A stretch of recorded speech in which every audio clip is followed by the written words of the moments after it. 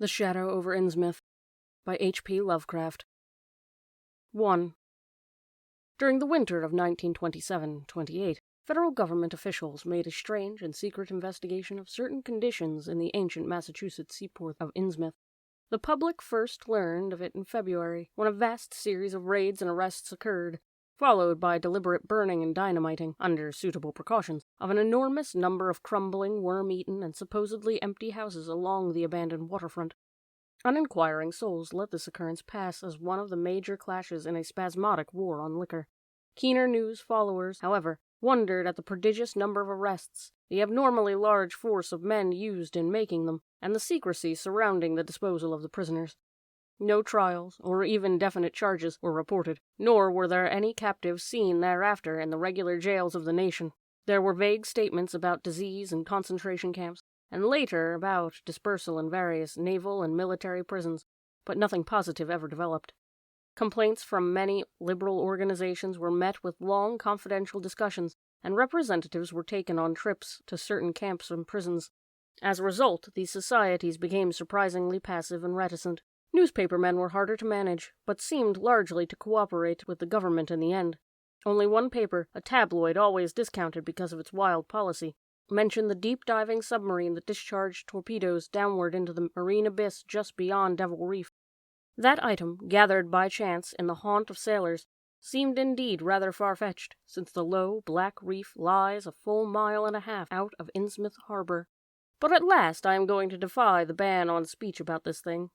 Results, I am certain, are so thorough that no public harm save a shock of repulsion could ever accrue from the hinting of what was found by those horrified raiders at Innsmouth, for my contact with this affair has been closer than that of any other layman, and I have carried away impressions which are yet to drive me to drastic measures. It was I who fled frantically out of Innsmouth in the early morning hours of July 16, 1927, and whose frightened appeals for government inquiry and action brought on the whole reported episode. I was willing enough to stay mute while the affair was fresh and uncertain, but now that it is an old story, with public interest and curiosity gone, I have an odd craving to whisper about those few frightful hours in that ill-rumored and evilly shadowed seaport of death and blasphemous abnormality. I never heard of Innsmouth till the day before I saw it for the first and, so far, last time. I was celebrating my coming of age by a tour of New England, sightseeing, antiquarian, and genealogical, and had planned to go directly from ancient Newburyport to Arkham, whence my mother's family was derived. I had no car, but was traveling by train, trolley, and motor coach, always seeking the cheapest possible route. In Newburyport, they told me that the steam train was the thing to take to Arkham, and it was only at the station ticket office, when I demurred at the high fare, that I learned about Innsmouth. The stout, shrewd-faced agent, whose speech showed him to be no local man, seemed sympathetic towards my efforts at economy, and made suggestion that none of my other informants had offered. "You could take that old bus, I suppose," he said with certain hesitation, "but it ain't thought much of hereabouts. It goes through Innsmouth, you may have heard about that, and so the people don't like it. Run by an Innsmouth fellow, Joe Sargent, but never gets any custom from here or Arkham either, I guess. Leaves the square, front of Hammond's drugstore, at 10 a.m. and 7 p.m., unless they changed lately. Looks like a terrible rattletrap. I've never been on it." That was the first I ever heard of shadowed Innsmouth. Any reference to the town not shown on common maps or listed in recent guidebooks would have interested me, and the agent's old manner of allusion roused something like real curiosity, so I asked the agent to tell me something about it. He was very deliberate, and spoke with an air of feeling slightly superior to what he said. "Innsmouth, well, it's a queer kind of town down at the mouth of Manoxet. Used to be almost a city, quite a port before the War of 1812, but all gone to pieces in the last 100 years or so. No railroad now, B&M never went through, and the branch line from Rowley was given up years ago. More empty houses than there are people, I guess, and no business to speak of except fishing and lobstering. Everybody trades mostly here or in Arkham or Ipswich. Once they had quite a few mills, but nothing's left now except one gold refinery running through the leanest kind of part-time. That refinery, though, used to be a big thing, and Old Man Marsh, who owns it, must be richer'n Croesus. Queer old duck, though, and sticks mighty close in his home. He's supposed to have developed some skin disease or deformity late in life that makes him keep out of sight. Grandson of Captain Obed Marsh, who founded the business. His mother seems to have been some kind of foreigner, they say a South Sea Islander. So everybody raised Cain when he married an Ipswich girl 50 years ago. They always do that about Innsmouth people, and folks hereabouts always try to cover up any Innsmouth blood they have in 'em. But Marsh's children and grandchildren look just like anybody else so far as I can see. I've had 'em pointed out to me here, though. Come to think of it, the elder children don't seem to be around lately. Never saw the old man. And why is everybody so down about Innsmouth? Well, young fellow, you mustn't take too much stock in what people around here say. They're hard to get started, but once they do get started, they never let up. They've been telling things about Innsmouth, whisperin' 'em mostly, for the last 100 years, I guess, and I gather they're more scared than anything else. Some of the stories would make you laugh, about old Captain Marsh driving bargains with the devil and bringing imps out of hell to live in Innsmouth, or about some kind of devil worship and awful sacrifices in some place near the wharves that people stumbled on around 1845 or thereabouts. But I come from Panton, Vermont, and that kind of story don't go down with me. You ought to hear, though, about some of the old-timers tell about the Black Reef off the coast. Devil Reef, they call it. It's well above water a good part of the time, and never much below it. And at that you could hardly call it an island. The story is that there's a whole legion of devils seen sometime off that reef, sprawled about and darting in and out of some kind of caves near the top. It's a rugged, uneven thing, a good bit over a mile out, and towards the end of the shipping days sailors used to make big detours just to avoid it. That is, sailors that didn't hail from Innsmouth. One of the things they had against old Captain Marsh was that he was supposed to land on it sometimes at night when the tide was just right. Maybe he did, and I dare say the rock formation was interesting, and it's just barely possible he was looking for a pirate loot or maybe finding it. But there was talk of his dealing with demons there. Fact is, I guess on the whole it was really the captain that gave the bad reputation to the reef. That was before the big epidemic of 1846, when over half the folks in Innsmouth was carried off. They never did quite figure out what the trouble was, but it was probably some foreign kind of disease brought from China or somewhere by the shipping. It surely was bad enough. There were riots over it, and all sorts of ghastly things that I don't believe ever got outside of town. And it left the place in awful shape, never came back. There can't be more than 300 or 400 people living there now. But the real thing behind the way folks feel is simply race prejudice. And I don't say I'm blaming those that hold it. I hate those Innsmouth folks myself, and I wouldn't care to go to their town. I suppose you know, though I can see you're a Westerner by your talk. And a lot of our New England ships used to have to do with queer ports in Africa, Asia, and South Seas, and everywhere else. And what queer kinds of people they sometimes brought back with them. You've probably heard about the Salem man that came home with a Chinese wife, and maybe you know there's still a bunch of Fiji Islanders somewhere around Cape Cod. Well, there must be something like that back of the Innsmouth people. The place always was badly cut off from the rest of the country by marshes and creeks, and we can't be sure about the ins and outs of the matter. But it's pretty clear that old Captain Marsh must have brought home some odd specimens when he had all 3 of his ships in commission back in the 20s and 30s. There certainly is a kind of streak in the Innsmouth folk today. I don't know how to explain it, but it sort of makes you crawl. You'll notice it in Sargent if you take his bus. Some of 'em have queer, narrow heads with flat noses and bulgy, starey eyes that never seem to shut. And their skin ain't quite right, rough and scabby, and the sides of their necks are all shriveled and creased up. Get bald, too, very young. The older fellows look the worst. That is, I don't believe I've ever seen a very old chap of that kind. Guess they must die of looking in the glass. Animals hate 'em. They used to have lots of horse trouble before autos came in. Nobody can ever keep track of those people. The state school officials and census men have a devil of a time. You can bet that prying strangers ain't welcome around Innsmouth. I've heard personally of more'n one business or government man that disappeared there. And there's loose talk of one fellow who went crazy and is out at Danvers now. They must have fixed up some awful scare for that fellow. That's why I wouldn't go at night if I was you. I've never been there and have no wish to go. But I guess a daytime trip couldn't hurt you, even though the people hereabouts will advise you not to make it. If you're just sightseeing and looking for old-time stuff, Innsmouth ought to be quite the place for you. And so I spent part of that evening at the Newburyport Public Library, looking up data about Innsmouth. The Essex County histories on the library shelves had very little to say, except town was founded in 1643, noted for shipbuilding before the Revolution, a seat of great marine posterity in the 19th century, and later a minor factory center using the Monexit as power.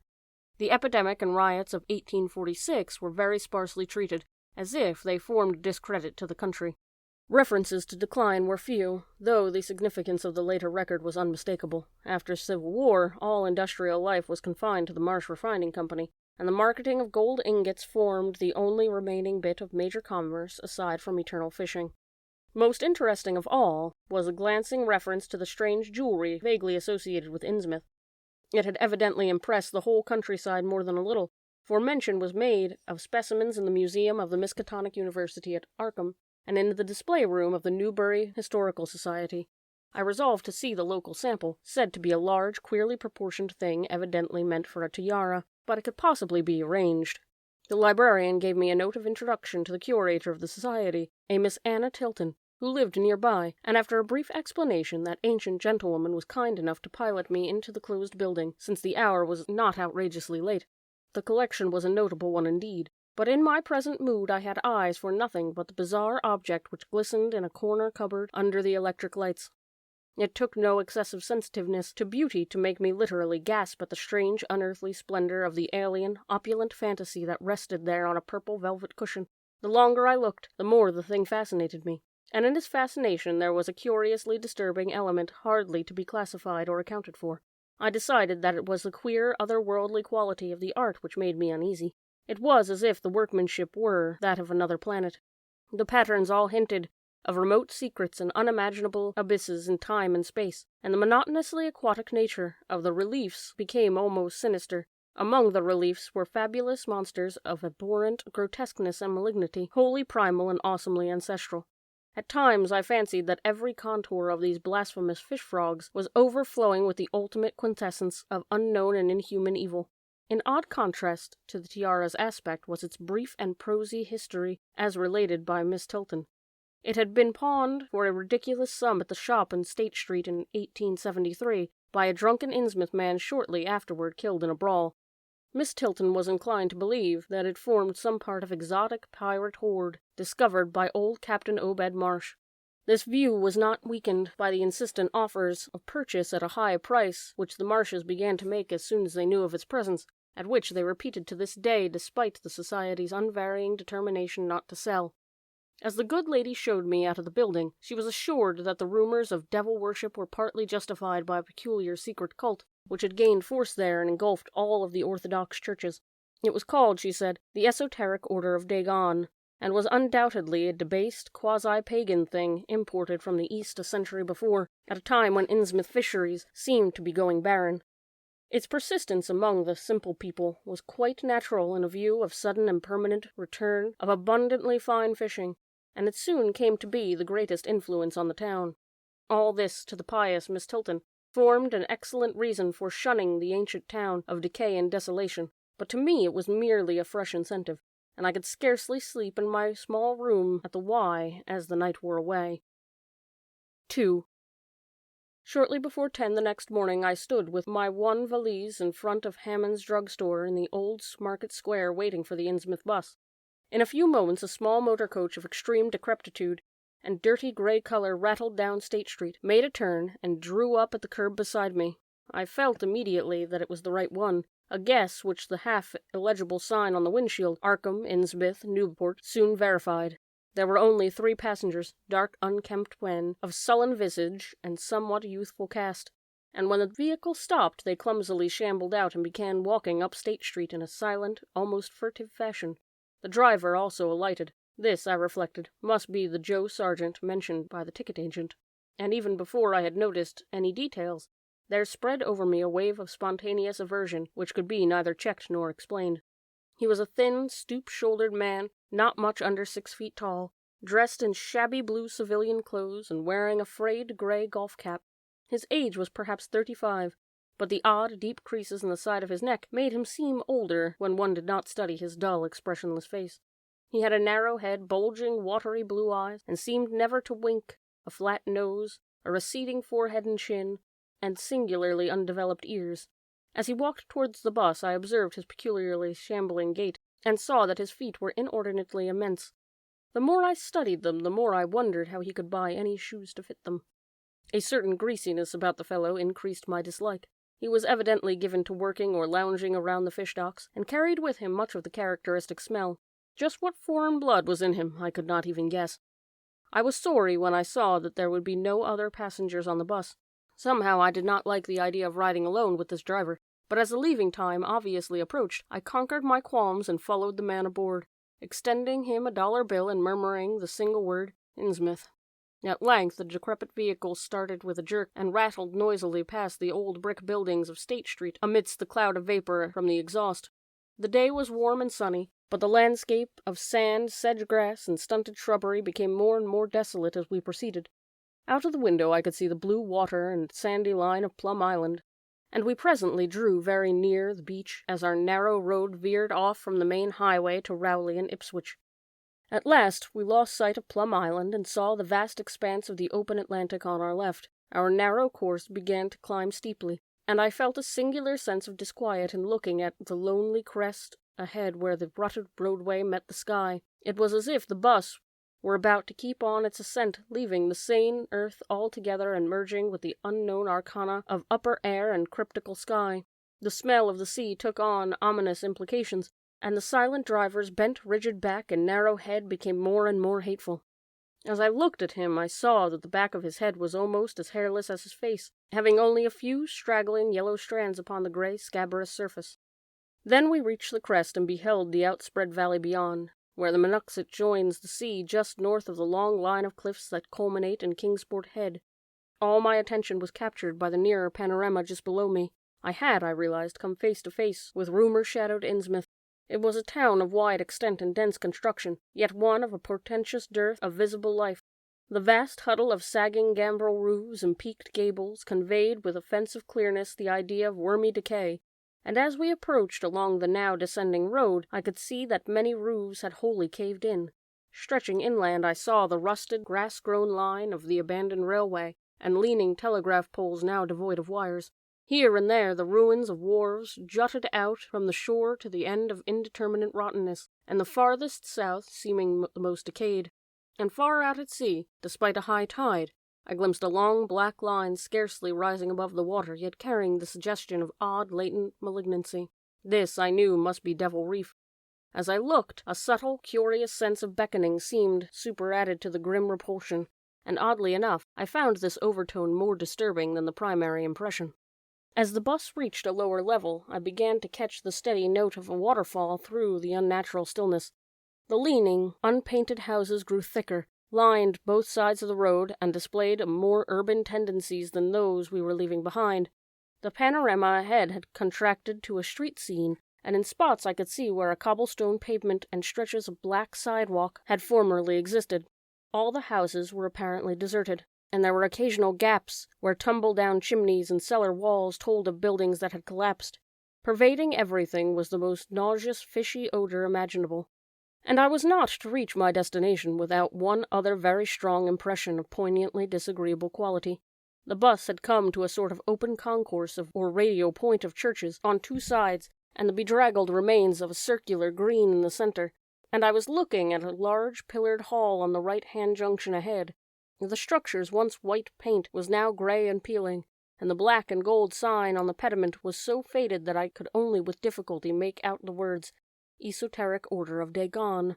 The door of the church basement was open, revealing a rectangle of blackness inside, and as I looked, a certain object crossed or seemed to cross the dark rectangle, burning into my brain a momentary conception of nightmare, which was all the more maddening because analysis could not show a single nightmarish quality in it.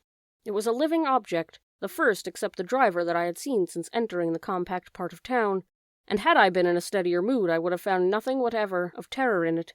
Clearly, as I was realized a moment later, it was a pastor, clad in some peculiar vestments doubtless introduced since the Order of Dagon had modified the ritual of the local churches. The thing had probably caught my first subconscious glance, and supplied the touch of bizarre horror. Was the tall tiara he wore, an almost exact duplicate of the one Miss Tilton had shown me the previous evening. This, acting on my imagination, had supplied namelessly sinister qualities to the indeterminate face and robed, shambling form beneath it. A very thin sprinkling of repellent-looking youngish people now became visible on the sidewalks, lone individuals, and silent knots of 2 or 3. The lower floors of the crumbling houses were sometimes harbored small shops with dingy signs, and I noticed a parked truck or two as we rattled along. The sound of waterfalls became more and more distinct, and presently I saw a deep river gorge ahead, spanned by a wide, iron-railed highway bridge, beyond which a large square opened out. Then we rolled into a large semicircular square across the river, and drew up on the right side in front of a tall cupola-crowned building, with remnants of yellow paint and with a half-effaced sign proclaiming it to be the Gilman House. I was glad to get out of that bus, and at once proceeded to check my valise in the shabby hotel lobby. There was only one person in sight, an elderly man without what I had come to call the Innsmouth look, and I decided not to ask him any of the questions which bothered me, remembering that odd things had been noticed in this hotel. Instead, I strolled out from the square, from which the bus had already gone, and studied the scene minutely and appraisingly. For some reason or other, I chose to make my first inquiries at the chain grocery, whose personnel was not likely to be native to Innsmouth. I found a solitary boy of about 17 in charge, and was pleased to note the brightness and affability which promised cheerful information. He seemed exceptionally eager to talk, and I soon gathered that he did not like the place, its fishy smell, or its furtive people. His family did not like him to work in Innsmouth, but the chain had transferred him there, and he did not wish to give up his job. There was, he said, no public library or chamber of commerce in Innsmouth, but I could probably find my way about. The street I had come down was Federal. West was that of the fine old residence streets, Broad, Washington, Lafayette, and Adams, and east of it were the shoreward slums. Certain spots were almost forbidden territory, as he learned at considerable cost. One must not, for example, linger much around the Marsh Refinery, or around any of the still used churches, or around the pillared Order of Dagon Hall at New Church Green. Those churches were very odd, all violently disavowed by their respective denominations elsewhere, and apparently using the queerest kind of ceremonials and clerical vestments. As for the Innsmouth people, the youth hardly knew what to make of them. Their appearance, especially those staring, unwinking eyes which one never saw shut, was certainly shocking enough, and their voices were disgusting.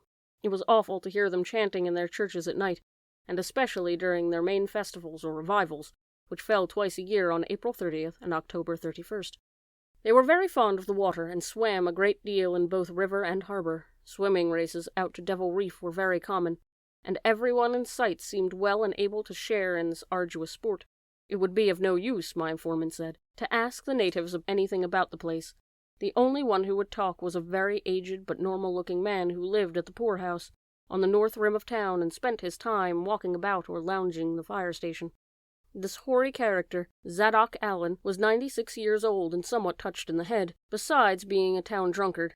He was a strange, furtive creature, who constantly looked over his shoulder as if afraid of something, and when sober could not be persuaded to talk at all with strangers. He was, however, unable to resist any offer of his favorite poison, and once drunk would furnish the most astonishing fragments of whispered reminiscence.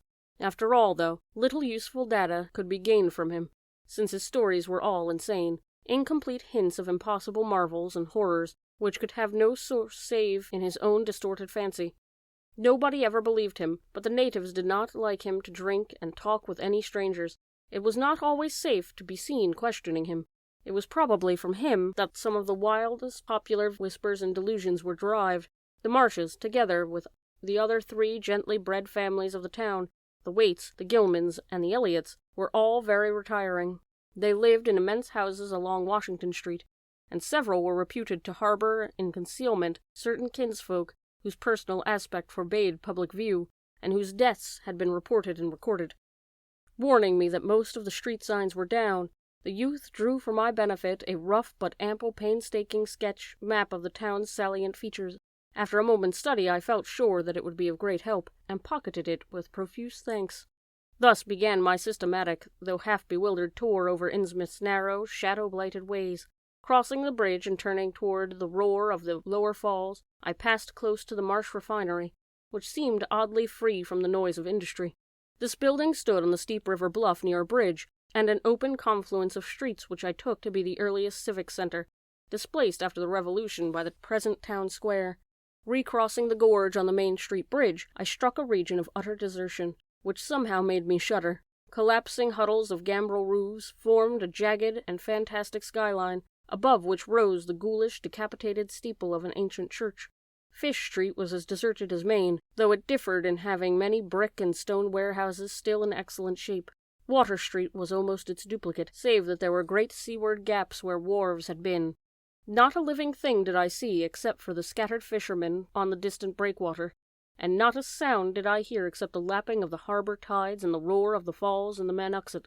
I kept north along Main to Martin, and then turning inland, crossing Federal Street safely north of the Green, and entering the decayed patrician neighborhood of Northern Broad, Washington, Lafayette, and Adams Streets. Following Washington Street to the river, I now faced a zone of former industry and commerce, noting the ruins of a factory ahead, and seeing others with the traces of an old railway station and covered railway bridge beyond up the gorge on my right. The uncertain bridge now before me was posted with a warning sign, and I took the risk and crossed again to the south bank where traces of life reappeared. Furtive, shambling creatures stared cryptically in my direction, and more normal faces eyed me coldly and curiously. Innsmouth was rapidly becoming intolerable, and I turned down Payne Street toward the square in the hope of getting some vehicle to take me to Arkham before the still distant starting time of that sinister bus.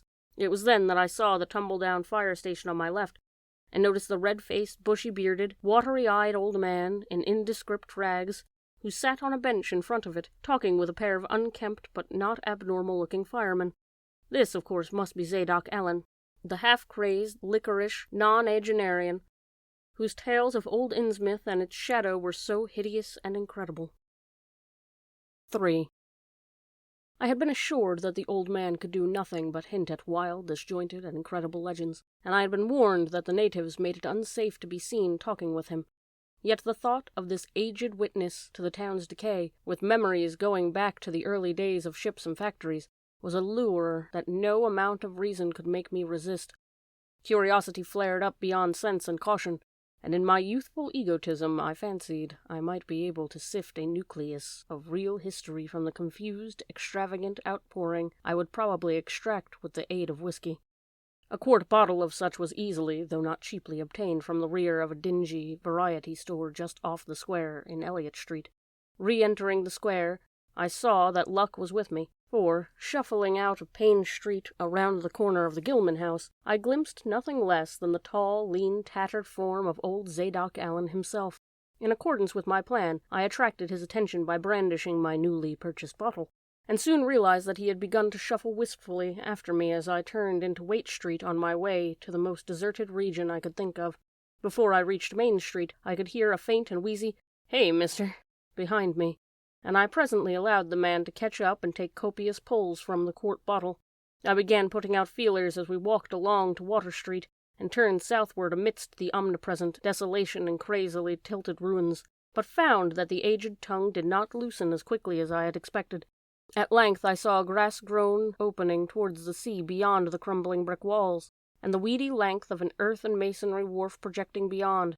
Piles of moss-covered stones near the water promised tolerable seats, and the scene was sheltered from all possible view by a ruined warehouse on the north. About 4 hours remained for conversation if I were to catch the 8 o'clock coach for Arkham, and I began to dole out more liquor to the ancient tippler, meanwhile eating my own frugal lunch. In my donations I was careful not to overshoot the mark, for I did not wish Zadok's vinous garrulousness to surpass into a stupor. After an hour his furtive taciturnity showed signs of disappearing, and something or other had caused his wandering gaze to light on the low, distant line of Devil Reef. Then, showing plainly and almost fascinatingly above the waves, he bent toward me, took hold of my coat lapel, and hissed out some hints that could not be mistaken. "There's where it all begun. That cursed place of all wickedness where the deep water starts. Gate of hell, sheer drop down to a bottom-sounding line Kintek. Old Captain Obed done it. Him that found out more'n was good for him in the South Sea Islands. Never was nobody like Captain Obed. Old limb of Satan. I can mind him a-tellin' about furrin parts, and callin' all the folks stupid for goin' to Christian meetin' and bearin' them burdens meek and lowly. Says they orter get better gods, like some of the folks in the Injies. Gods as us bring 'em good fishin' in return for their sacrifices, and 'd really answer folks' prayers. Matt Elliott, his first mate, talked a lot too, only he was agin folks' doin' any heathen things. Told about an island east of Otaheite, where they was a lot of stone ruins older'n anybody knew anything about, kind of like them on Ponape in the Carolines. but with carvings of faces that looked like big statues on Easter Island.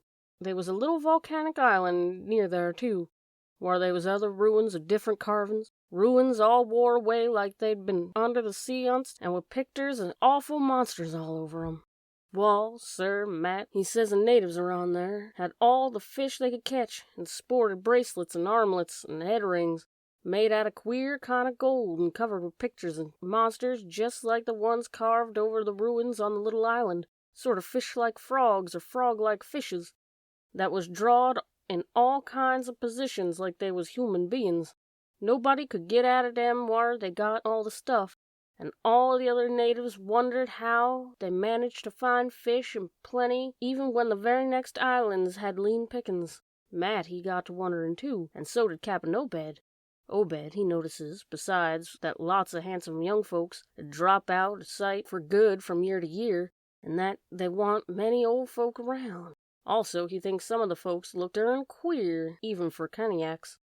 It took Obed to get the truth out of them heathens. I don't know how he came done it, but he begun by trading for the gold-like things they wore, asked 'em where they came from, and if they can get more, and finally wormed out a story out of old Chief.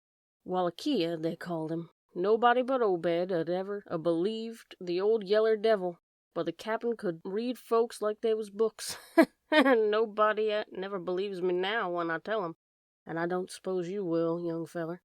Though come to look at you, you have got kind of them sharp reading eyes like Obed had.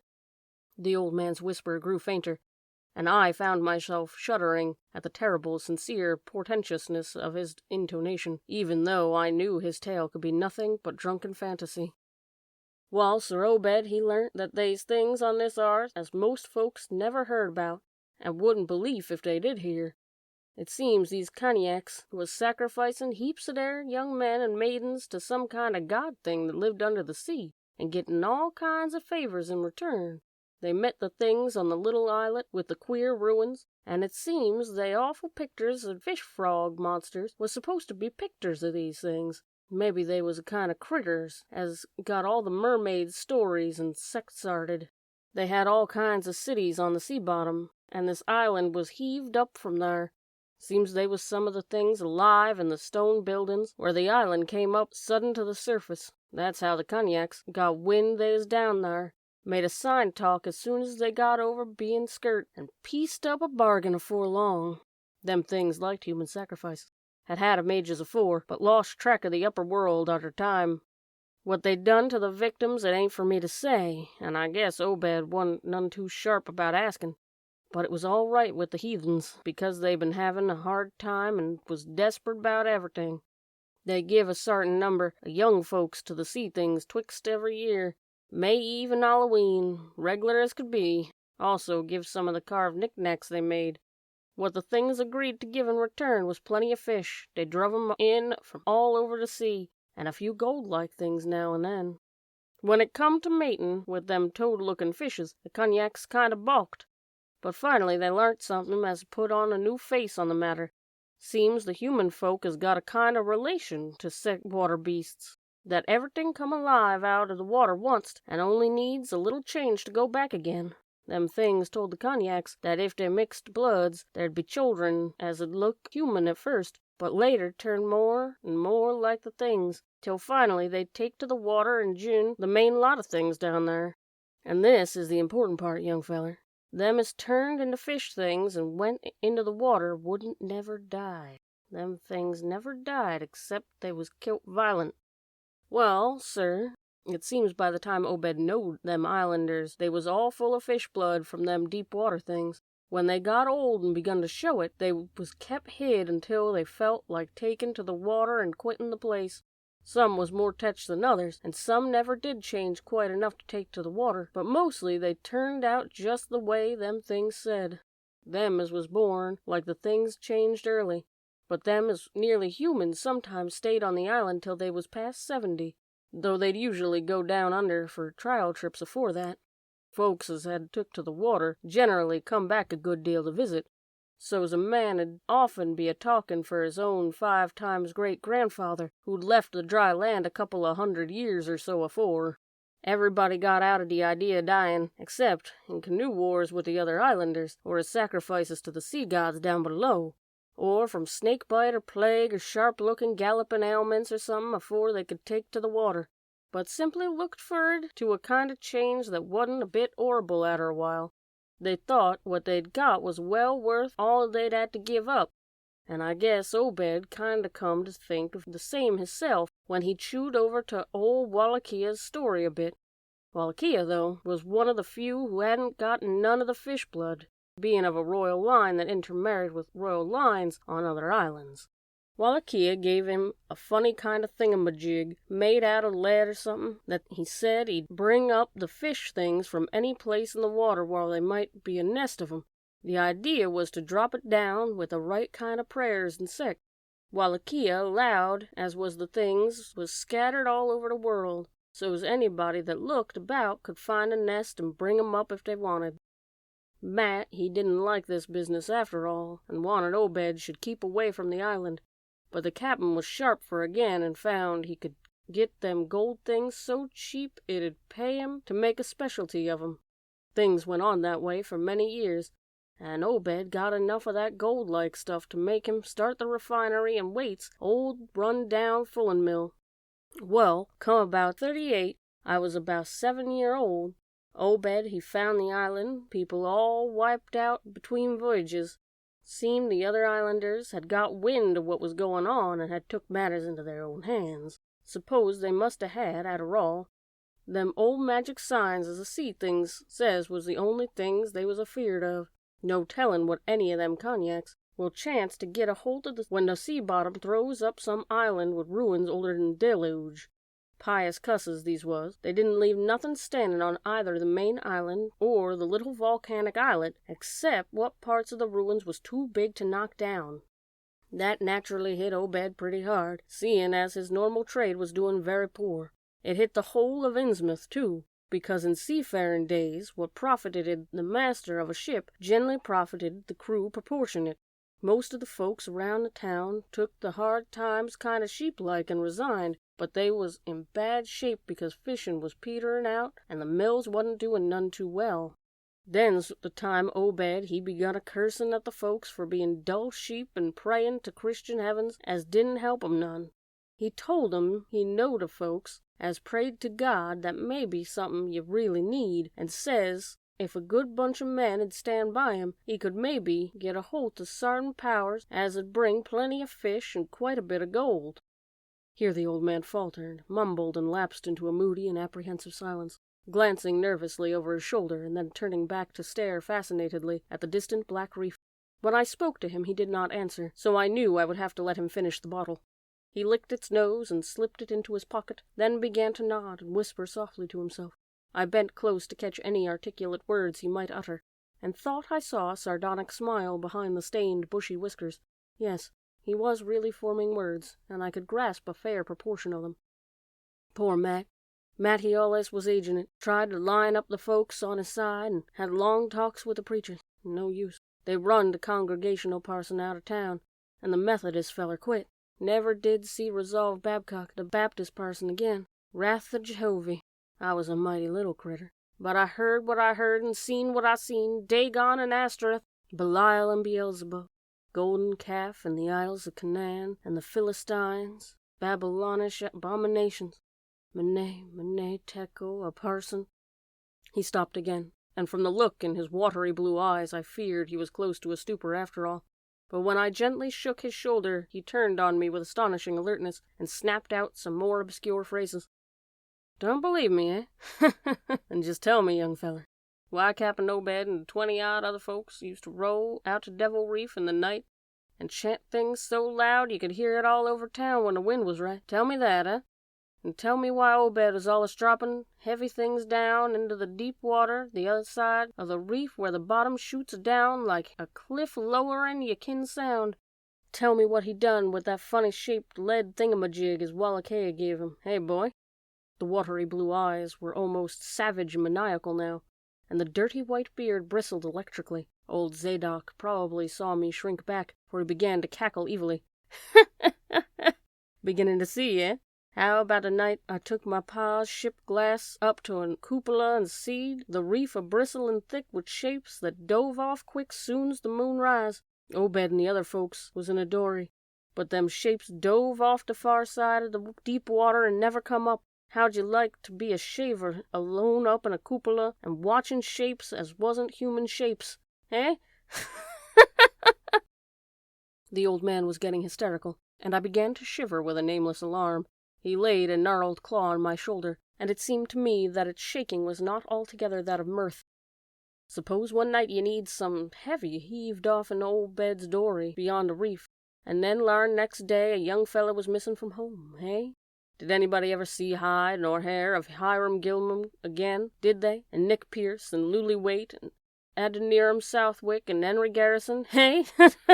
Well, sir, that was the time Obed begun to get on his feet again. Folks see his 3 daughters a-wearing gold-like things as nobody never see on 'em before, and smoke started comin' out of the refinery chimney. Other folks was prosperin' too. Fish began to swarm near the harbor, fit to kill, and heaven knows what sized cargoes we begun to ship out to Newburyport, Arkham, and Boston. 'Twas then Obed got the Old Branch Railroad put through. Remember, I ain't sayin' Obed was set to be havin' things just like they was on that Cognacy Isle. I done think he aimed first to do no mixin' nor raise no young'uns to take the water and turn the fishes with eternal life. He wanted them gold things and was willin' to pay heavy, and guess the others was satisfied for a while. Comin' '46, the town done some lookin' and thinkin' for itself. Too many folks missin'. Too much preachin' at the meetin' a Sunday. Too much about the reef. I guess I done a bit of tellin' Selectman Maury what I see from the cupola.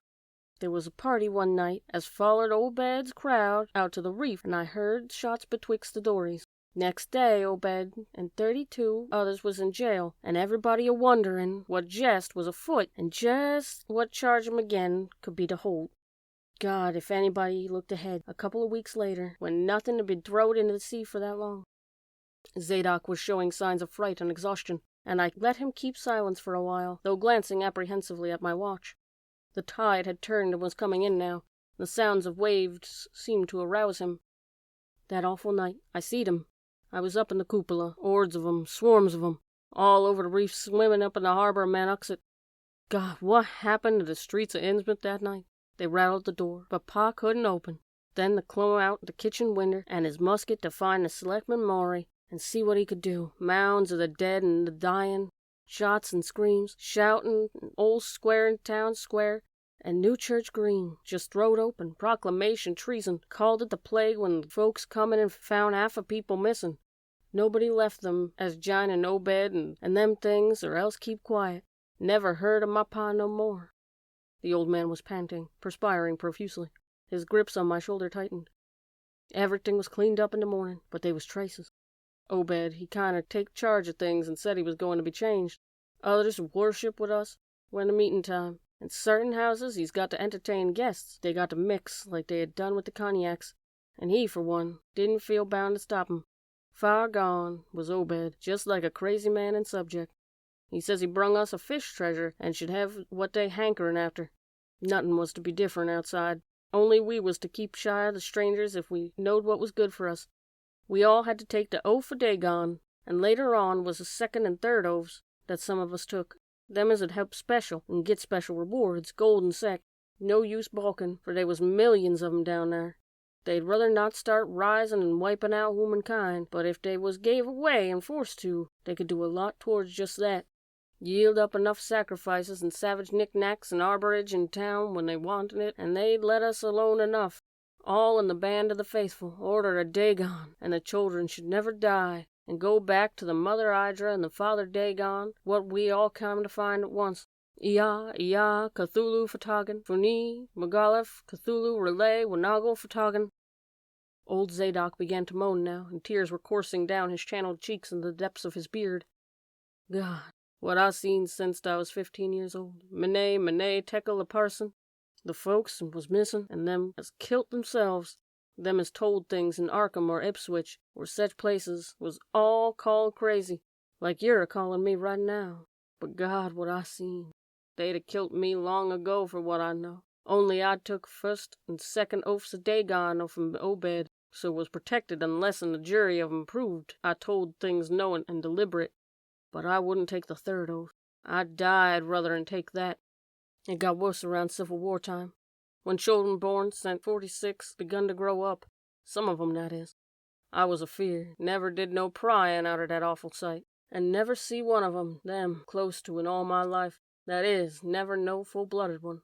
Barnabas March runs the refinery now, is Obed's grandson by his first wife, son of honest Forrest, his eldest son, but his mother was another of them as one never seed outdoors. Right now Barnabas is about changed, can't shed his eyes no more, and is all out of shape.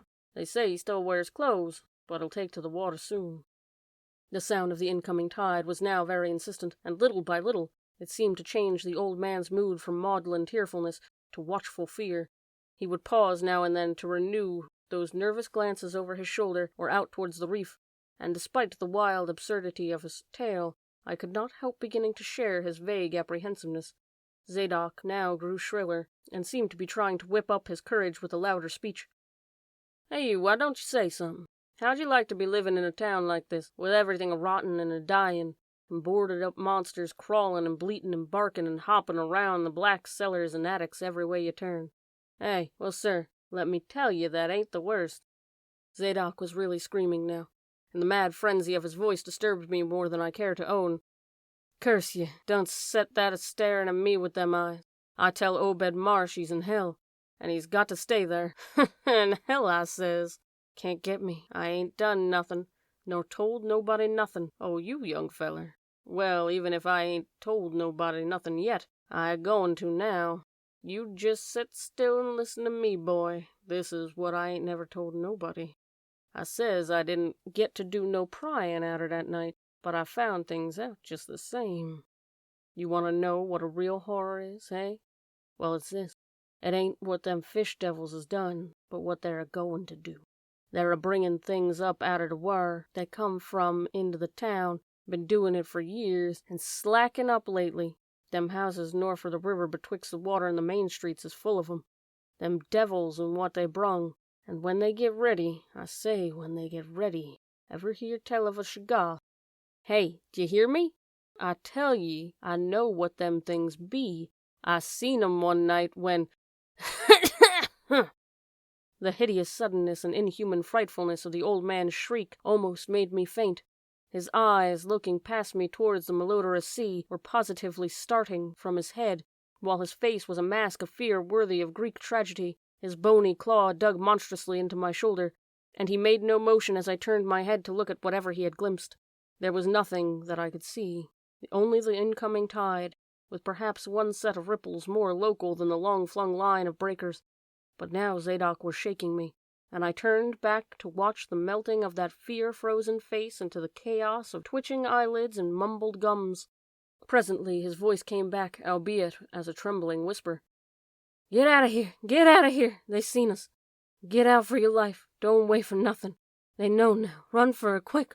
Out of this town!" Another heavy wave dashed against the loosening masonry of the bygone wharf, and changed the mad ancient's whisper to another inhuman and blood-curdling scream. "Ah!" Before I could recover my scattered wits, he had relaxed his clutch on my shoulder and dashed wildly inland towards the street, reeling northward around the ruined warehouse wall. I glanced back at the sea, but nothing was there, and when I reached Water Street and looked along it towards the north, there was no remaining trace of Zadok Allen. 4. I can hardly describe the mood in which I was left by this harrowing episode, an episode at once mad and pitiful, grotesque and terrifying. The grocery boy had prepared me for it, yet the reality left me none the less bewildered and disturbed. Puerile though the story was, old Zadok's insane earnestness and horror had communicated to me a mounting unrest which joined with my earlier sense of loathing for the town and its blight of intangible shadow. The hour had grown perilously late. My watch had said 7:15, and the Arkham bus left Town Square at 8, so I tried to give my thoughts as neutral and practical a cast as possible. Meanwhile, walking rapidly through the deserted streets and gaping roofs and leaning houses towards the hotel where I had checked my valise and would find my bus. Studying the grocery youth's map and seeking a route I had not traversed before, I chose Marsh Street instead of State for my approach to Town Square. Near the corner of Fall Street, I began to see scattered groups of furtive whisperers, and when I finally reached the square, I saw that almost all the loiterers were congregated around the door of the Gilman house. It seemed as if many bulging, watery, unwinking eyes looked oddly at me as I claimed my valise in the lobby, and I hoped that none of these unpleasant creatures would be my fellow passengers on the coach. The bus, rather early, rattled in with 3 passengers somewhat before 8. An all-evil-looking fellow on the sidewalk muttered a few indistinguishable words to the driver. I was, it appeared, in very bad luck. There had been something wrong with the engine, despite the excellent time made from Newburyport, and the bus could not complete the journey to Arkham. No, it could not possibly be repaired that night, nor was there any other way of getting transportation out of Innsmouth, either to Arkham or elsewhere. Sargent was sorry, but I would have to stop over at the Gilman. Probably the clerk would make the price easy for me, but there was nothing else to do. Almost dazed by this sudden obstacle, and violently dreading the fall of night in this decaying and half-unlighted town, I left the bus and re-entered the hotel lobby, where the sullen, queer-looking night clerk told me I could have room 428 on next the top floor, large, but without running water, for $1.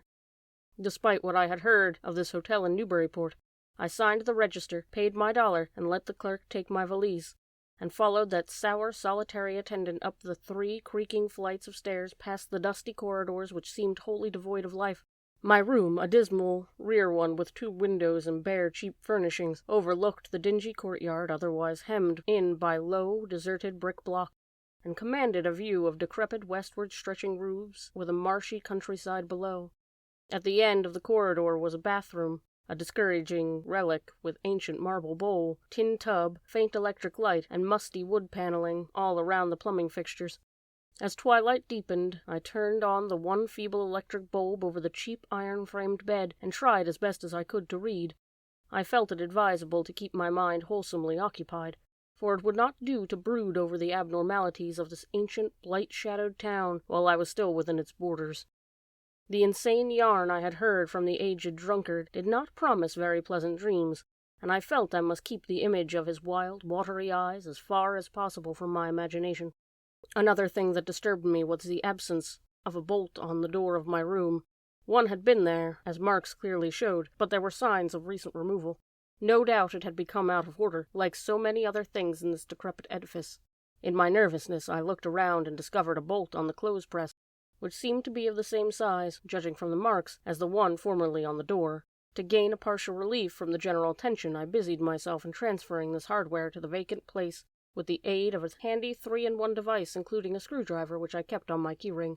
The bolt fit perfectly, and I was somewhat relieved when I knew that I could shoot it firmly upon retiring. There were adequate bolts on the 2 lateral doors and connecting rooms, and these I proceeded to fasten.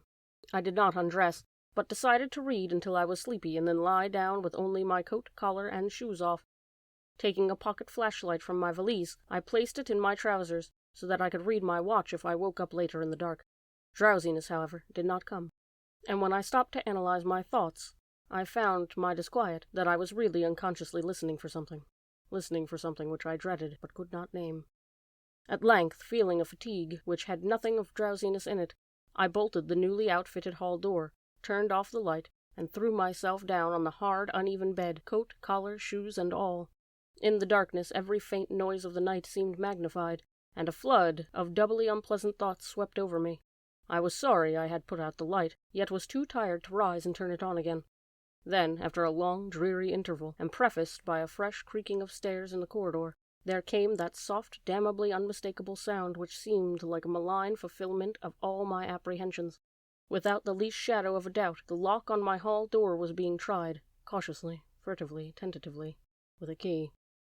The change in the menace from the vague premonition to immediate reality was a profound shock, and fell upon me with the force of a genuine blow. It never once occurred to me that the fumbling might be a mere mistake. Malign purpose was all I could think of, and I kept deathly quiet, awaiting the would-be intruder's next move. After a time, the cautious rattling ceased, and I heard the room to the north entered with a pass-key. Then the lock to the connecting door to my room was softly tried. The bolt held, of course, and I heard the floor creak as the prowler left the room. After a moment there came another soft rattling, and I knew that the room to the south of me was being entered. Again a furtive trying of the bolted connecting door, and again a receding creaking. This time the creaking went along the hall and down the stairs, so I knew that the prowler had realized the bolted condition of my doors and was giving up his attempt for a time. The one thing to do was to get out of that hotel alive as quickly as I could, and through some channel other than the front stairs and lobby. Rising softly and throwing my flashlight on the switch, I sought to light the bulb over my bed in order to choose and pocket some belongings for a swift valiseless flight. Nothing, however, happened, and I saw that the power had been cut off.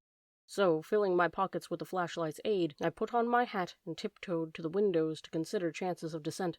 Despite the state's safety regulations, there was no fire escape on this side of the hotel, and I saw that my windows commanded only a sheer 3-story drop to a cobbled courtyard. On the right and left, however, some ancient brick business blocks abutted on the hotel, their slant roofs coming up to a reasonable jumping distance from my 4th-story level. To reach either of these lines of buildings, I would have to be in a room 2 doors from my own, in one case on the north and in the other case on the south, and my mind instantly set to work calculating the chances I had of making the transfer. First, I reinforced my own outer door by pushing the bureau against it, little by little, in order to make minimum sound. Then, gathering from the grocery boy's map that the best route out of town was southward, I glanced first at the connecting door on the south side of the room. It was designed to open in my direction, hence I saw, after drawing the bolt and finding other fastenings in place, it was not a favorable one for forcing. Accordingly, abandoning it as a route, I cautiously moved the bedstead against it to hamper any attack which might be made on it from later in the next room. The door on the north was hung to open away from me, and this, though a test proved to be locked and bolted from either side, I knew must be my route. If I could gain the roofs in the buildings in Payne Street and descend successfully to the ground level, I might perhaps dart through the courtyard and the adjacent or opposite buildings to Washington or Bates, or else emerge in Payne and edge round southward into Washington. In any case, I would aim to strike Washington somehow, and get quickly out of the town square region. My preference would be to avoid Payne, since the fire station there might be open all night. I was irresolutely speculating on when I had better attack the northward door, and how I could least audibly manage it, when I noticed that the vague noises underfoot had given place to a fresh, heavier creaking of the stairs. A wavering flicker of light showed through my transom, and the boards of the corridor began to groan with a ponderous load. Muffled sounds of a possible vocal origin approached, and at length a firm knock came at my outer door. For a moment I simply held my breath and waited. Eternities seemed to elapse, and the nauseous fishy odor of my environment seemed to mount suddenly and spectacularly. Then the knocking was repeated, continuously and with growing insistence. I knew that the time for action had come, and forthwith drew the bolt of the northward connecting door, bracing myself for the task of battering it open. The knocking waxed louder, and I hoped that its volume would cover the sound of my efforts. At last, beginning my attempt, I lunged again and found at the thin paneling with my left shoulder, heedless of shock or pain. Finally, the connecting door gave, but with such a crash that I knew those outside must have heard. Instantly, the outside knocking became a violent battering, while keys sounded ominously in the hall doors on the rooms on both sides of me. Rushing through the newly opened connection, I succeeded in bolting the northerly hall door before the lock could be turned. But even as I did so, I heard the hall door of the third room, the one with whose window I had hoped to reach the roof below, being tried with a pass-key. For an instant I felt absolute despair, since my trapping in the chamber with no window's egress seemed complete. Then, with a dazed automatism, I made for the connecting door and performed a blind motion of pushing at it in an effort to get through. Sheer fortunate chance gave me my reprieve, for the connecting door before me was not only locked, but actually ajar. In a second I was through, and had my right knee and shoulder against a hall door which was visibly opening inward. My pressure took the opener off guard, for the thing shut as I pushed, so that I could slip the well-conditioned bolt as I had done with the other door. As I gained this respite, I heard the battering at the 2 other doors abate, while a confused clatter came from the connecting door I had shielded with the bedstead. Evidently the bulk of my assailants had entered the southerly room and were massing with a lateral attack.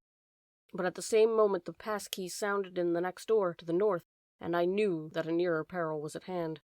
The northward connecting door was wide open, but there was no time to think about checking the already turning lock in the hall. All I could do was to shut and bolt the open connecting door, as well as its mate on the opposite side, pushing the bedstead against the one and the bureau against the other, and moving a washstand in front of the hall door. I must, I saw, trust to such makeshift barriers to shield me, till I could get out of the window and on the roof of the Payne Street block. But even in this acute moment my chief horror was something apart from the immediate weakness of my defenses. I was shuddering because not one of my pursuers, despite some hideous pantings, grunting, and subdued barkings at odd intervals, was uttering an intelligible vocal sound. As I moved the furniture and rushed towards the windows, I heard a frightful scurrying along the corridor towards the room north of me, and perceived that the southward battering had ceased. Plainly, most of my opponents were about to concentrate against the feeble connecting door, which they knew must be opened directly on me. Outside, the moon played the ridgepole of the block below, and I saw the jump would be desperately hazardous because of the steep surface on which I must land. The clatter at the northerly connecting door was now terrific, and I saw that the weak paneling was beginning to splinter. Obviously, the besiegers had brought some ponderous object that lay as a battering ram. The bedstead, however, still held firm, so that I had at least a faint chance of making good my escape. As I opened the window, I noticed that it was flanked by heavy velour draperies, suspended from a pole by brass rings, and also that there was a large projecting catch for the shutters on the exterior. Seeing a possible means of avoiding the dangerous jump, I yanked at the hangings and brought them down, pole and all, then quickly hooking 2 of the rings in the shutter catch and flinging the drapery outside. The heavy folds reached fully to the abutting roof, and I saw that the rings and catch would be likely to bear my weight. So, climbing out of the window and down the improvised rope ladder, I left behind me forever the morbid and horror-infested fabric of the Gilman house. I landed safely on the loose slates of the steep roof, and succeeded in gaining the gaping black skylight without a slip. The place inside was ghoulish-looking, but I was past minding such impressions and made at once for the staircase revealed by my flashlight, after a hasty glance at my watch, which showed the hour to be 2 a.m. The steps creaked, but seemed tolerably sound, and I raced down past a barn-like second story to the ground floor. The desolation was complete, and only echoes answered my footfalls. The hallway inside was black, and when I reached the opposite end I saw that the street door was wedged immovably shut. Resolved to try another building, I groped my way towards the courtyard, but stopped short when close to the doorway. For out of an open door in the Gilman house a large crowd of doubtful shapes was pouring, lanterns bobbing in the darkness, and horrible croaking voices exchanging low cries in what was certainly not English. Their features were indistinguishable, but their crouching, shambling gait was abominably repellent, and worst of all, I perceived that one figure was strangely robed, and unmistakably surmounted by a tall tiara of a design altogether too familiar. Again groping towards the street, I found a door off the hall and came upon an empty room, with closely shuttered but sashless windows. Fumbling in the rays of my flashlight, I found I could open the shutters, and in another moment had climbed outside and was carefully closing the aperture in its original manner. I walked rapidly, softly, and closely to the ruined houses. At Bates Street I drew into a yawning vestibule, while 2 shambling figures crossed in front of me, but was soon on my way again, and approaching the open space where Elliott Street obliquely crosses Washington at the intersection of South. Though I had never seen this space, it had looked dangerous to me on the gross reused map, since the moonlight would have free play there. There was no use trying to evade it, for any alternative course would involve detours of possibly disastrous visibility and delaying effect. The only thing to do was to cross it boldly and openly, imitating the typical shamble of the Innsmouth folk as best I could, and trusting that no one, or at least no pursuer of mine, would be there. Just how fully the pursuit was organized, and indeed just what its purpose might be, I could form no idea. There seemed to be an unusual activity in the town, but I judged that the news of my escape from the Gilman had not yet spread. The open space was, as I had expected, strongly moonlit. But my progress was unimpeded, and no fresh sound arose to hint that I had been spied.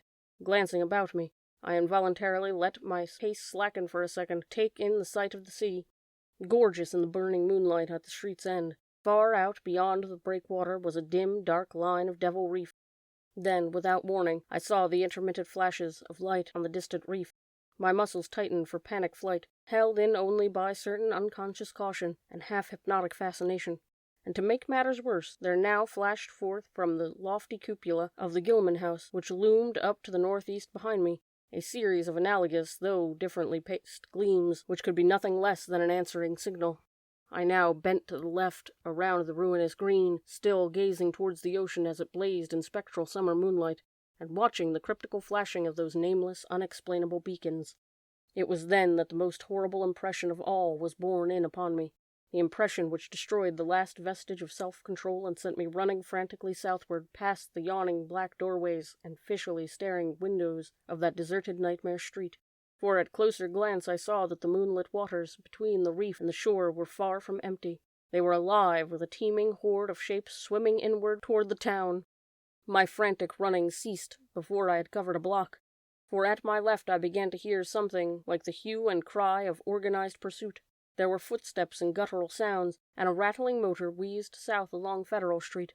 In a second all my plans were utterly changed, for if the southward highway were blocked ahead of me, I must clearly find another egress from Innsmouth. I paused and drew into a gaping doorway, reflecting how lucky I was to have left the moonlit open space before the pursuers came down the parallel street.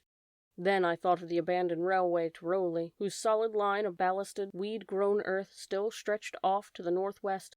From the crumbling station on the edge of the river gorge, there was just a chance that the townsfolk would not think of that. Drawing inside the hall of my deserted shelter, I once more consulted the grocery boy's map with the aid of the flashlight. The immediate problem was how to reach the ancient railway, and I now saw that the safest course was ahead to Babson Street, then west to Lafayette. There, edging around but not crossing in an open space homologous to the one I had traversed, and subsequently back northward and westward in zigzagging line through Lafayette, Bates, Adams, and Bank Street, the latter skirting the river gorge, to the abandoned and dilapidated station I had seen from my window. The reason for going ahead to Babson was that I wished neither to recross the earlier open space, nor to begin my westward course along a cross street as broad as south. I crossed the street to the right-hand side in order to edge around into Babson as inconspicuously as possible. In Babson Street, I clung as closely as possible to the sagging, uneven buildings, twice pausing at a doorway as the noises behind me momentarily increased. The open space ahead shone wide and desolate under the moon, and my route would not force me to cross it. During my second pause, I began to detect a fresh distribution of the vague sounds, and upon looking cautiously out from cover, beheld a motor car darting across the open space, bound outward along Elliott Street.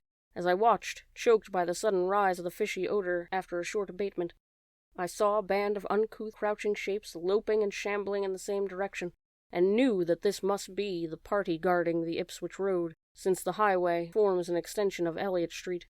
Two of the figures I glimpsed were in voluminous robes, and one wore a peaked diadem which glistened whitely in the moonlight. The gait of this figure was so odd that it sent a chill through me, for it seemed to me the creature was almost hopping. When the last of the band was out of sight, I resumed my progress, darting around the corner into Lafayette Street, and crossing Elliott very hurriedly, lest stragglers of the party still be advancing along that thoroughfare. I did hear some croaking and clattering sounds far off toward Town Square, but accomplished the passage without disaster. My greatest dread was in recrossing broad and moonlit South Street with its seaward view, and I had to nerve myself for the ordeal. Someone might easily be looking, and possible Elliott Street stragglers could not fail to glimpse me from either of the 2 points. At that last moment I decided I had better slacken my trot, and make the crossing as before in the shambling gait of an average Innsmouth native. I had not quite crossed the street when I heard a muttering band advancing along Washington from the north. As they reached the broad open space where I had my first disquieting glimpse of the moonlit water, I could see them plainly along only a block away, and was horrified by the bestial abnormality of their faces and the dog-like subhumanness of their crouching gait. One man moved in a positively simian way, with long arms frequently touching the ground, while another figure, robed and tiaraed, seemed to progress in an almost hopping fashion. I judged this party to be the one I had seen in Gilman's courtyard, the one, therefore, most closely on my trail. As some of the figures turned to look in my direction, yet managed to preserve the casual, shambling gait I had assumed. To this day I do not know whether they saw me or not. If they did, my stratagem must have deceived them, for they passed on across the moonlit space without varying their course, meanwhile croaking and jabbering in some hateful, guttural patois I could not identify.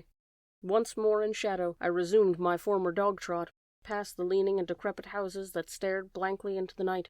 Having crossed the western sidewalk, I rounded the nearest corner onto Bates Street, where I kept close to the buildings on the southern side. At last I saw the ancient arcaded station, or what was left of it, and made directly for the tracks that started from its farther end.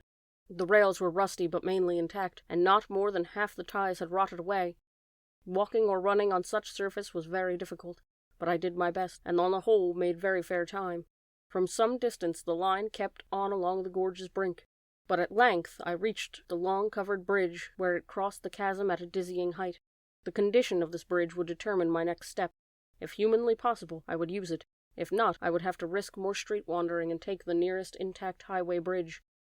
The vast barn-like length of the old bridge gleamed spectrally in the moonlight, and I saw that the ties were safe for at least a few feet within. Entering, I began to use my flashlight, and was almost knocked down by the cloud of bats that flapped past me. About halfway across, there was a perilous gap in the ties, which I feared for a moment would halt me, but in the end I risked a desperate jump, which fortunately succeeded. I was glad to see the moonlight again when I emerged from that macabre tunnel. The old tracks crossed River Street at a grade, and at once veered off into a region increasingly rural, and with less and less of Innsmouth's abhorrent fishy odor. Here the dense growth of weeds and briars hindered me and cruelly tore my clothes, but I was none the less glad that they were there to give me concealment in case of peril. I knew that much of my route must be visible from the Rowley Road. The marshy region began very shortly, with a single track on a low, grassy embankment. Then came a sort of island of higher ground, where the line passed through a shallow open cut choked with bushes and brambles. I was very glad of this partial shelter, since at this point the Rowley Road was uncomfortably near according to my window view. Just before entering the cut, I glanced behind me, but saw no pursuer. The ancient spires and roofs of decaying Innsmouth gleamed lovely and ethereal in the magic yellow moonlight, and I thought of how they must have looked in the old days before the shadow fell. Then, as my gaze circled inland from the town, something less tranquil arrested my notice and held me immobile for a second. What I saw, or fancied I saw, was a disturbing suggestion of undulant motion far to the south, a suggestion which made me conclude that a very large horde must be pouring out of the city along the level Ipswich Road. The distance was great, and I could distinguish nothing in detail, but it did not at all look like that of a moving column. All sorts of unpleasant conjectures crossed my mind. I thought of those very extreme Innsmouth types said to be hidden in crumbling centuried warrens near the waterfront. I thought, too, of those nameless swimmers I had seen. Counting the parties so far glimpsed, as well as those presumably covering other roads, the number of my pursuers must be strangely large for a town as populated as Innsmouth. Who were they? Why were they here? And if such a column of them was scouring the Ipswich Road, would the patrols on the other roads be likewise augmented? I had entered the brush-grown cut and was struggling along at a very slow pace when that damnable fishy odor again waxed dominant. There were sounds, too, a kind of wholesale, colossal flopping or pattering, which somehow called up images of the most detestable sort. And then both stench and sounds grew stronger, so that I paused shivering and grateful for the cut's protection. It was here, I recalled, that Rowley Road drew so close to the old railway before crossing westward and diverging. Something was coming along that road, and I must lie low till its passage and vanishment in the distance. Crouched into the bushes of that sandy cleft, I felt reasonably safe, even though I knew the searchers would have to cross the track in front of me, not much more than 100 yards away. I would be able to see them, but they could not, except by a malign miracle, see me.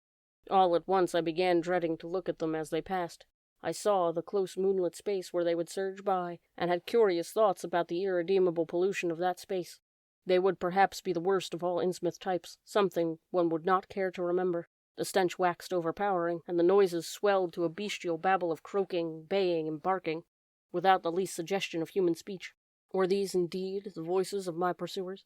That flopping or pattering was monstrous. I could not look upon the degenerate creatures responsible for it. I would keep my eyes shut till the sounds receded towards the west.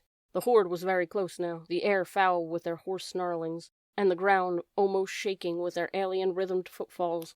My breath nearly ceased to come, and I put every ounce of willpower into the task of holding my eyelids down. I am not even yet willing to say whether what followed was a hideous actuality or only a nightmare hallucination. The latter action of the government, after my frantic appeals, would tend to confirm it as a monstrous truth. But could not a hallucination been repeated under the quasi-hypnotic spell of that ancient, haunted, and shadowed town? But I must try to tell you what I thought I saw that night under the mocking yellow moon. Saw surging and hopping down the Rowley Road in plain sight in front of me as I crouched among the wild brambles of that desolate railway cut. Of course my resolution would keep my eyes shut had failed. I was foredoomed to failure, for who could crouch blindly while a legion of croaking, baying entities of unknown source flopped noisomely past, scarcely more than 100 yards away? For I knew that a long section of them must be plainly in sight where the sides of the cut flattened out and the road crossed the track, and I could no longer keep myself from sampling whatever horror that leering yellow moon might have to show. It was the end, for whatever remains to me of life on the surface of the earth, of this visage of mental peace and confidence in the integrity of nature and of the humankind. Can it be possible that this planet has actually spawned such things? That human eyes have truly seen, as objective flesh, what man has hitherto known only in febrile fantasy and tenuous legend? And yet I saw them in a limitless stream, flopping, hopping, croaking, bleating, surging inhumanely through the spectral moonlight in a grotesque, malignant saraband of fantastic nightmare. And some of them had tall tiaras of that nameless, whitish gold metal, and some wore strangely robes. And one, who led the way, was clad in ghoulishly humped black coat and striped trousers, and had the man's felt hat perched upon the shapeless thing that answered for a head. I think their predominant color was grayish-green, though they had white bellies. They were mostly shiny and slippery, but the ridges on their backs were scaly. Their forms vaguely suggested the anthropoid, while the heads were the heads of fish, with prodigious bulging eyes that never closed. At the sides of their necks were two palpitating gills, and their long paws were webbed. They hopped irregularly, sometimes on 2 legs and sometimes on 4. I was somehow glad that they had no more than 4 limbs. Their croaking, baying voices, clearly used for articulate speech, held all the dark shades of expression which their staring faces lacked. But for all their monstrousness, they were not unfamiliar to me. I knew too well what they must be, for was not the memory of that evil tiara in Newburyport still fresh? They were the blasphemous fish frogs of the nameless design, living and horrible, and I saw them. And as I saw them, I knew also of what that humped, tiaraed priest in the black church basement had so fearsomely reminded me. Their number was past guessing. It seemed to me that there was a limitless swarm of them, and certainly my momentary glimpse could have shown only the least fraction. In another instant everything was blotted out by a merciful fit of fainting, the first I had ever had. 5.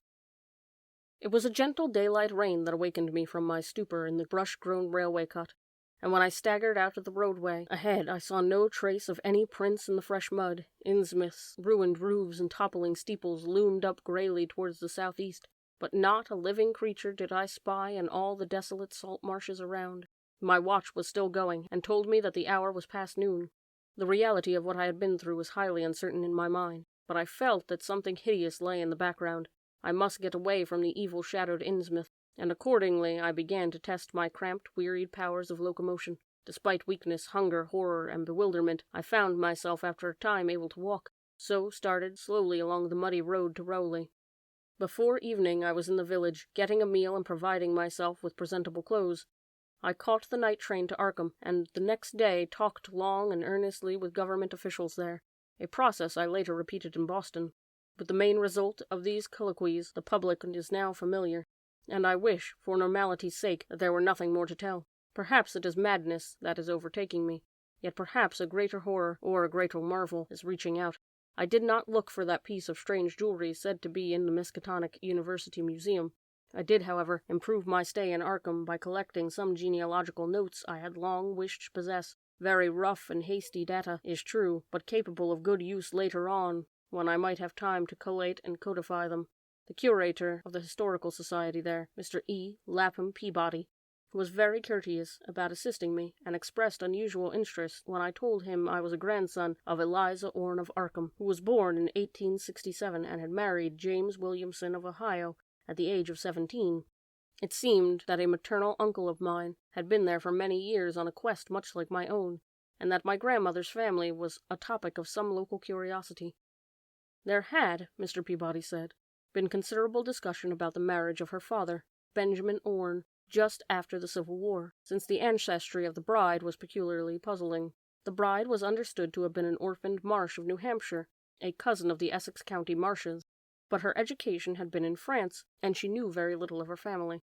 A guardian had deposited funds in a Boston bank to maintain her and her French governess, but that guardian's name was unfamiliar to Arkham people, and in time he dropped out of sight, so that the governess assumed his role by court appointment. The Frenchwoman, now long dead, was very taciturn, and there were those who said she could not told more than she did.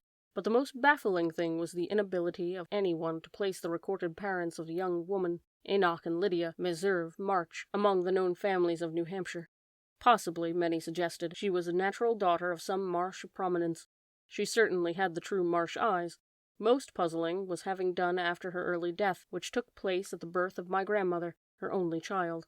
Having formed some disagreeable impressions connected with the name of Marsh, I did not welcome the news that it belonged to my own ancestral tree, nor was I pleased to find Mr. Peabody's suggestion that I had the true marsh eyes myself. However, I was grateful for data which I knew would prove valuable, and took copious notes and lists of books regarding the well-documented Orne family. I went directly home to Toledo from Boston, and later spent a month at Maumee recuperating from my ordeal. In September I entered Oberlin for my final year, and from then till the next June I was busy with studies and other wholesome activities, reminded of the bygone terror only by occasional official visits from government men in connection with the campaign which my pleas and evidence had started. Around the middle of July, just a year after the Innsmouth experience, I spent a week with my late mother's family in Cleveland, checking some of my new genealogical data with various notes, traditions, and bits of heirloom material in existence there, and seeing what kind of a connected chart I could construct.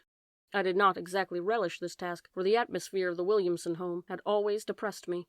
There was a strain of morbidity there, and my mother had never encouraged my visiting her parents as a child, although she always welcomed her father when he came to Toledo.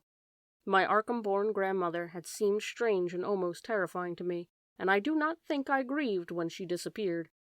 I was 8 years old then, and it was said that she had wandered off in grief after the suicide of my Uncle Douglas, her eldest son.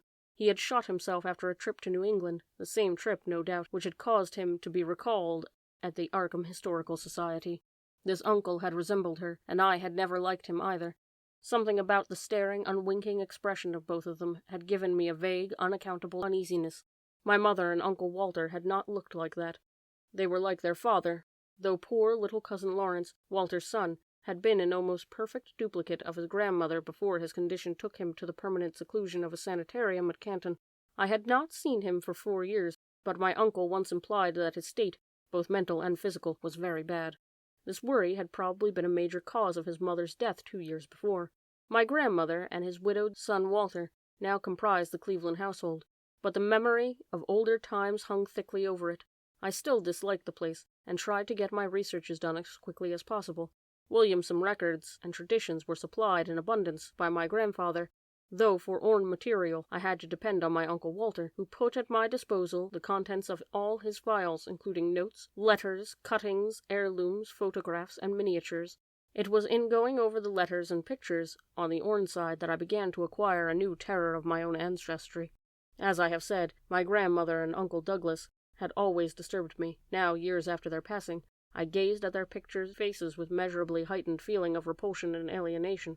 I could not at first understand the change, but gradually a horrible sort of comparison began to obtrude itself on my unconscious mind despite the steady refusal of my consciousness to admit even the least suspicion of it. It was clear that the typical expression of these faces now suggested something it had not suggested before, something which would bring stark panic if too openly thought of. But the worst shock came when my uncle showed me the Orne jewelry in the downtown safe deposit box. Some of the items were delicate and inspiring enough, but there was one box of strange old pieces descended from my mysterious great-grandmother, which my uncle was almost reluctant to produce. They were, he said, of a very grotesque and almost repulsive design. As my uncle began slowly and grudgingly to unwrap the things, he urged me not to be shocked by the strangeness and frequent hideousness of the designs. There were 2 armlets, a tiara, and a kind of pectoral, the latter having a high relief of certain figures of almost unbearable extravagance. He seemed to expect some demonstration when the first piece, the tiara, became visible, but I doubt if he expected quite what actually happened. I did not expect it either, for I thought I was thoroughly forewarned regarding what the jewelry would turn out to be. What I did was to faint silently away, just as I had done in the briar-choked railway cut a year before. From that day on my life has been a nightmare of brooding and apprehension, nor do I know how much is hideous truth and how much is madness. My great-grandmother had been a Marsh of unknown source whose husband lived in Arkham, and did not old Zadok say that the daughter of Obed Marsh was a monstrous mother who married to an Arkham man through a trick? What was it the ancient toper had muttered about the likeness of my eyes to Captain Obed's? In Arkham, too, the curator told me that I had the true Marsh eyes. Was Obed Marsh my own great-great-grandfather? Or who, or what, then, was my great-great-grandmother? But perhaps this was all madness. Those whitish gold ornaments might easily have been bought from some Innsmouth sailor by the father of my great-grandmother, whoever he was.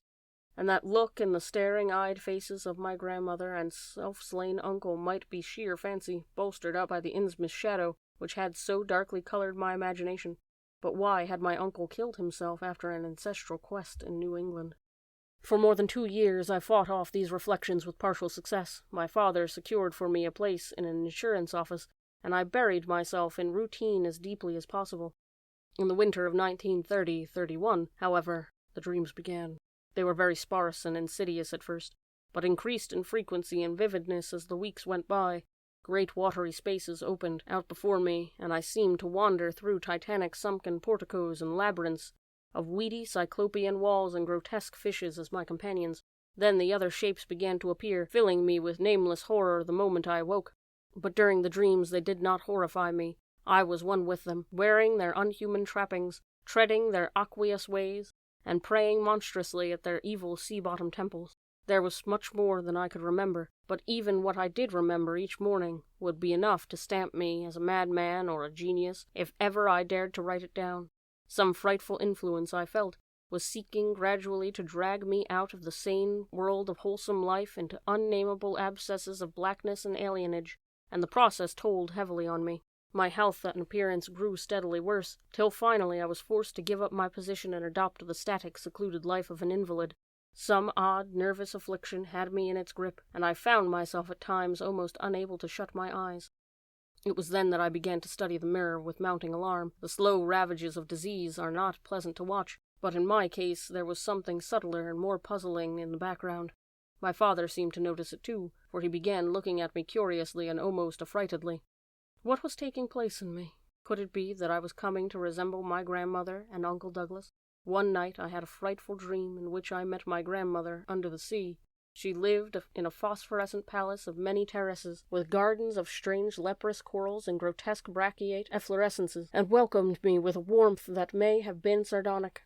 She had changed, as those who take to the water had changed, and told me that she had never died. Instead, she had gone to a spot her dead son had learned about, and had leaped to a realm whose wonders, destined for him as well, he had spurned with a smoking pistol.